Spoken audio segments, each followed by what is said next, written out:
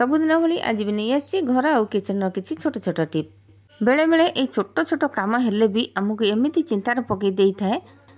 तो आम भावुवा केमती आमर ये कमटा सहज हो। नमस्कार कुक विथ मुछा चैनल को बहुत बहुत स्वागत। तो प्रथम मुझे अनुरोध करुच्ची वीडियो को स्किप न करी देखा आदि स्किप करेंगे ना भल भल टिप्स सब मिस करेंगे।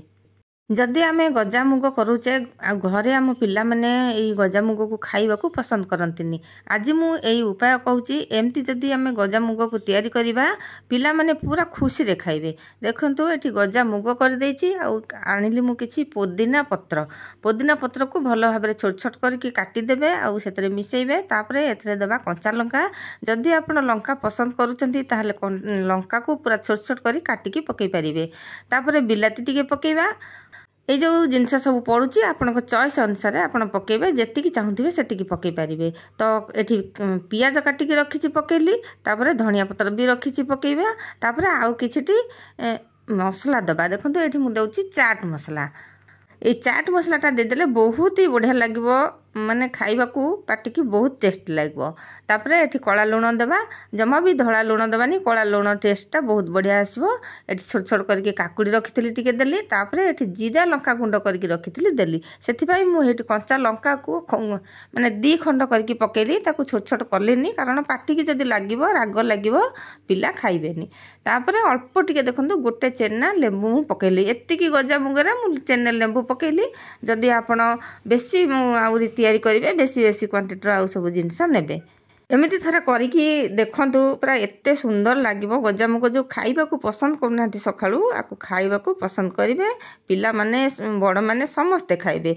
आपण माने तो जानचंदी गजामुग देह पई केते भलो निहाती खाइबा दरकार। सब दिन सकाळू आकु खाइबा निहाती दरकार। ब्रेकफास्ट रे फास्ट फूड न खाइकी आकु ही खाइबे। तो एबे जिबा नेक्स्ट टिप को आउ ये जो जरी गुड़ाक आसूची ना आम जो ड्रेस पटा आणती कि शाढ़ी आणती से जरी दियंती एटा कपड़ा भलिया लगे हाथ को पूरा कॉटन भलिया लगे। तो आपको आम जमा भी फिंगिबानी बहुत बहुत काम लगे। मु आगुर तो किसी टिप कही आ विषय रे। तो आज भी आ गोटे बहुत बढ़िया टिप्टे कहूँ देखो आपको छोट छोट करके काटी नबा जेतिकी साइज आपनकर दरकार सेतिकी साइज आपण एमती ही काटी नेबे। आउ ए टिप्टी बढ़िया यूजफुल अच्छी निश्चय पसंद आसीबो। देखंतु तापरे कहिबे कमेंट रे। आउ आपनक कमेंट को मु सब बेले अपेक्षा करि थाए और रिप्लाई देबा को मते बहुत भल लागे। एथिरे आपण गैस पोछि परिबे। गैस रे जो रांधिला बेले तेल फेल टिके छिटिका पड़ी थाए आगो पोछि देबे तापरे कपड़ा रे पोछिबे। तापरे एठी देखंतु मु कोन करूची टिके पानी नबा जेतिकी पॉलिथिन काटी थिबे सेही अनुसार आपण सेतिकी पानी नेबे। तापरे एठी मु सांपो पकेली। सांपो गोटे निहाती देबे कारण सांपोटार ये जो क्लिनिक प्लस सांपो यार बहुत बढ़िया बास्ना थाए आ भल मते भल लगे। तापरे एथे टिके ना डेटल पके देबा। तो एटा हमर सॉफ्ट लिक्विड तयारी ही गला। देखंतु केते सुंदर भाबरे तयारी हो गला गोटे लिक्विड। आ ये लिक्विडटा हमर कोन करबा से लिक्विड के नेकी ए जो जरी भितरे सब पकेइबा चारि आडे एमते छिंची की पके देबा। सब जरे टिके टिके पकेइबे आ कोन करबे ना आकु कोन करिवे सुखै देबे। तो मोर प्रिय दर्शक बंधु जदि चैनल रे नुआ अछंती ताहले सब्सक्राइब कर नियंतु जहाँफल मु आगु जो वीडियो पकेबी आपण पाखे सर्वप्रथम पहुँच पारिबो।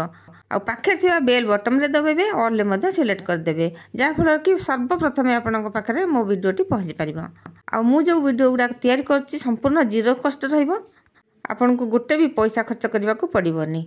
जदि हैंड वॉश पाखे थिबो टिके ऊपर गोटे गोटे बुंदा पके देबे नहल तो न पकेले भी चलिबो। जितेबले आम कुआडे बुलिबाकू जाऊचे आमको साबुन नहीं जावाक पड़ो। तो आम कौन करवा एमती ही सुखेकी आपको रखिदे आपको जितेबले जुआडे जीवा आपको नहीं पलैबा जरी बांधिकी नियंतु किंबा कौन डब्बा फबा भितर रखिदे नहीं जीवे। जितेबले दरकार है गोटे पीस नहीं आसबे हाथ धोईदेवे बहुत ही बढ़िया फेण हम आ बढ़िया भी बास्ना होची। देखो जदि साबुन आम नबा आम जो 5 जन जाइथिबा आम कौन करवा से गोटे साबुन को आम हाथ लगे पड़ो। तो आम एमती गोटे पीस नहीं जावा जड़े हाथ धोई पकेबे आ हाथ धोइबा को गोटे अलग साबुन निहाती दरकार। तो से जो लगुवा देहरे से साबुनटा तो आम हाथ लगेबानी। तो यहाँ आमको बहुत बढ़िया सुविधा हम। घरे भी रोषे करला बेले आमको निहाती सब बेले हाथ धोइया को पड़े। एमती पीस करके रखिदे गोटे पीस नहीं आसबे हाथ धोईदेवे। छोट पिला माने स्कूल को जाउचंती तांको भी एमती करके दे परिबे। से माने भी स्कूल ले हाथ धोइकी याको फिंगी देबे। ଆଉ ପିଲାମାନଙ୍କୁ ସ୍କୁଲ ଗଲାବେଳେ ସାବୁନ ଦେବା ଠିକ୍ ହେବନି। ତ ଏଇଥିରୁ ଗୋଟେ ପିସ୍ ନିହାତି ଦେବେ। ଏବେ ଯିବା ନେକ୍ସଟ ଟିପ୍କୁ। ଏଠି ଦେଖନ୍ତୁ ଗୋଟେ ଚିଠା ଆଣିଛି। ଏଇ ଚିଠାରେ ଯେଉଁ ନମ୍ବର ଅଛି ଏଥିରେ ଆମେ କ'ଣ କରନ୍ତି ସେଲ୍ ଟେପ୍ ଲଗାଇ ଦିଅନ୍ତି, କାରଣ ଏଇ ନମ୍ବରଟା ବେଳେବେଳେ ଲିଭିଯିବ କିମ୍ବା ମେଡ଼ିସିନରେ ଯେତେବେଳେ ଲଗାଉଛେ ଡବାରେ ସେଲ୍ ଟେପ୍ ଲଗାଉଛେ ସେ ଚିଠାଟା ମାନେ ଡେଟ୍ଟା ଲିଭିଯିବ, ସେଥିପାଇଁ ଆମେ ସେଲ୍ ଟେପ୍ ଲଗାଉଛେ। କିନ୍ତୁ ଏଇ ସେଲ୍ ଟେପ୍ ଆମେ ଯେତେବେଳେ ଲଗାଉଛେ ପୁଣି ତାକୁ ଯେତେବେଳେ ଆମକୁ ବାହାର କରିବାକୁ ହେବ ଆମେ କ'ଣ କରିବା, ତାକୁ ସେଲ୍ ଟେପ୍କୁ ପୁଣି ବାହାର କରିବାକୁ ଇଚ୍ଛା କଲେ ବାହାର କଲା ବେଳକୁ କ'ଣ ହେବ କ'ଣ ନା ସେଇ ଯେଉଁ ଲେଖାଟା ପଳେଇ ଆସିବ, ସେଲ୍ ଟେପ୍ ସହିତ ସେ ଲେଖାଟା ପଳେଇ ଆସିବ। ଏଠି ଦେଖନ୍ତୁ ମୁଁ ତାକୁ ଟାଣିକି ଦେଖାଉଛି କେମିତି ପଳେଇ ଆସୁଛି। ପୁରା ସମ୍ପୂର୍ଣ୍ଣ ଯେଉଁ ନମ୍ବରଟା ଅଛି ସେ ନମ୍ବରଟା ପୁରା ସେଇ ସେଲ୍ ଟେପ୍ ଦେହରେ ଲାଗିକି ପଳେଇ ଆସିବ। ତ କେଉଁ ଉପାୟ କଲେ ଆମକୁ ସେଲ୍ ଟେପ୍ ବାହାର କରିବାକୁ ହେବ, କିନ୍ତୁ ନମ୍ବରଟା ସେମିତି ହିଁ ରହିଥିବ, ସେଲ୍ ଟେପ୍ ଦେହରେ ଲାଗିବନି। ତ ଏଇଠି ଦେଖନ୍ତୁ ମୁଁ ସେଲ୍ ଟେପ୍ଟାକୁ ବାହାର କରିକି ଦେଖାଉଛି। ଦେଖନ୍ତୁ ମୁଁ ସେମିତିକି ଟାଣିକି ନେଇ ଆସିଲି। ଆଉ ଏଇଠି ଦେଖନ୍ତୁ ଜରିରେ ସବୁତକ ନମ୍ବର ପଳେଇ ଆସିଛି, ସେଇ କାଗଜରେ ମାନେ ଚିଠାରେ ବିଲକୁଲ ବି ନମ୍ବର ନାହିଁ। ତ କ'ଣ ହେବ, ଚିଠାଟା ସମ୍ପୂର୍ଣ୍ଣ ବେକାର ହେଇଯିବ। ନମ୍ବରଟା ନଥିଲେ ତ ସେଇ ନମ୍ବରଟା ହିଁ ଆମକୁ ନିହାତି ଦରକାର। ତ ଆମେ ଏମିତି କରିବା। ଦେଖନ୍ତୁ ମୁଁ ପୁଣି ଆଉ ଥରେ ଗୋଟେ ସେଲ୍ ଟେପ୍ ଆଉ ଗୋଟେ ଜାଗାରେ ଲଗାଇ ଦେଉଛି ସେ ଲେଖା ଉପରେ। ଦେଖନ୍ତୁ ଆଉ ଆକୁ ମୁଁ ପୁଣି ବାହାର କରିବି, ଜମା ବି ସେ ନମ୍ବରଟି ସେଲ୍ ଟେପ୍ରେ ଆସିବନି। କେମିତି ଆକୁ ବାହାର କରିବା ଟିକେ ଆପଣମାନେ ଧ୍ୟାନ ଦେଇକି ଦେଖନ୍ତୁ। ତ ଭିଡ଼ିଓ ଯେଉଁ କ୍ୟାମେରାରେ ଦେଖା ହେବାକୁ ଟିକେ ଅଳ୍ପ ଅଳ୍ପ ଦେଖା ହେଉଥିବ, ତ ଟିକେ ଧ୍ୟାନ ଦେଇକି ଦେଖନ୍ତୁ। ଏଠି ଦେଖନ୍ତୁ ଏମିତିକି ଭାଙ୍ଗିଦେବା ଆଗ, ମାନେ ଟିକେ ଲୋଚା କଚା ଭଳି ହେଇଯିବ, ଯେମିତି ଏମିତି କରିଦେବା। ତାପରେ ଆମେ କ'ଣ କରିବା, ଏଇ ସେଲ୍ ଟେପ୍ର ଦୁଇ ପଟରୁ ଧରିକି ଆସ୍ତେ ଆସ୍ତେ ଟାଣିବା, ମାନେ ଜୋରକିରି ଏମିତି ସେଲ୍ ଟେପ୍କୁ ଟାଣିବା। ତ ଏଠି ଦେଖନ୍ତୁ ଟିକେ ଧ୍ୟାନ ଦେଇକି ମୁଁ କେମିତି ଟାଣୁଛି।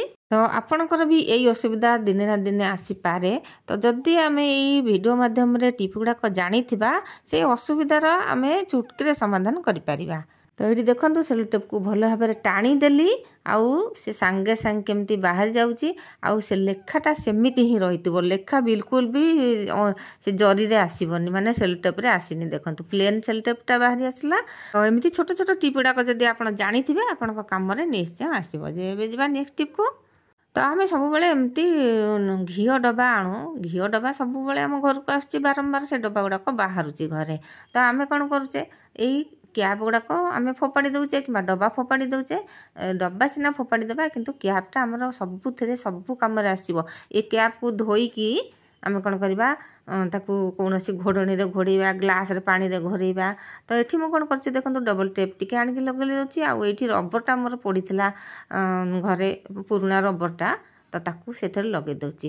ଆମେ ଏଥର କ'ଣ କରିବା, ଧୂପକାଠି ଲଗାଇଦେବା। ଯଦି ଧୂପକାଠି ଲଗାଇଦେବା ନା, ତା ଯେଉଁ ପାଉଁଶ ଗୁଡ଼ାକ ତଳେ ପଡ଼ିଥାଏ ସେଗୁଡ଼ାକ ଆଉ ତଳେ ପଡ଼ିବନି, ସେଇଠି ହିଁ ପଡ଼ିବ। ଦେଖନ୍ତୁ ଏଇଟା ତ ଛୋଟ ଟିକେ ଡବା ଥିଲା, ଆହୁରି ବଡ଼ ଡବା ଅଛି, ବଡ଼ କ୍ୟାପ୍ ମଧ୍ୟ ଅଛି। ଏମିତି ହିଁ କରିପାରିବେ। ଦେଖନ୍ତୁ ଯେଉଁଗୁଡ଼ା ପାଉଁଶ ଗୁଡ଼ାକ, ଧୂଳି ଗୁଡ଼ାକ ସବୁ ସେଇ ଡବା ଖୋଳରେ ହିଁ ପଡ଼ିଲା, ବାହାରେ ତଳେ ଜମା ପଡ଼ିଲାନି। ତ ଫୋପଡ଼ା ହେଉଥିବା ଜିନିଷ ଆମ କେତେ କାମରେ ଲାଗିଲା। ରବରଟା ବି ଫୋପଡ଼ା ହେଇଥାନ୍ତା, ରବରଟା ପୁରୁଣା ହେଇଯାଇଥିଲା, ଅସନା ହେଇଯାଇଥିଲା। ତ ସାଙ୍ଗମାନେ ଆଜିର ଟିପ୍ ଗୁଡ଼ାକ ଯଦି ଭଲ ଲାଗିଛି ନିଶ୍ଚୟ କମେଣ୍ଟରେ ଜଣାଇବେ। କେଉଁଠୁ ଦେଖୁଛନ୍ତି କମେଣ୍ଟରେ ମଧ୍ୟ ଜଣାଇବେ। ଆଉ ଆପଣମାନେ ବି ବହୁତ ବହୁତ ଭଲ ପାଇବା ଦେଉଛନ୍ତି, ସେଥିପାଇଁ ବହୁତ ବହୁତ ଧନ୍ୟବାଦ। ତାପରେ ଏଇଟା ଗୋଟେ ଛୋଟିଆ ଟିପ୍ ଦେଖନ୍ତୁ। ତ ଆମ ଲେଡ଼ିସ୍ ମାନଙ୍କର ଏଇ ରବର ଗୁଡ଼ାକ ଯେଉଁ ଏଠି ସେଠି ପଡ଼ିଯାଉଛି, ଆଉ ଏମିତି ଭଙ୍ଗା ପାନିଆ ଥିବ, ପାନିଆ ଦୁଇଟାକୁ ଆଣିବେ, ଏପଟ ସେପଟ କରିକି ମୁହଁକୁ ଲଗାଇ ଦେଇକି ସେଥିରେ ଯଦି ଆମେ ସବୁତକ ରବର ରଖିଦେବା, ବ୍ୟାଣ୍ଡ ରଖିଦେବା, ଜମା ବି ହଜିବନି, ଏଠି ସେଠି ପଡ଼ିବନି। ଆଜି ପାଇଁ ରହୁଛି, ପୁଣି ଆଗକୁ ଆସିବି ଏମିତି ନୂଆ ନୂଆ ଟିପ୍ ନେଇ। ଜୟ ଜଗନ୍ନାଥ।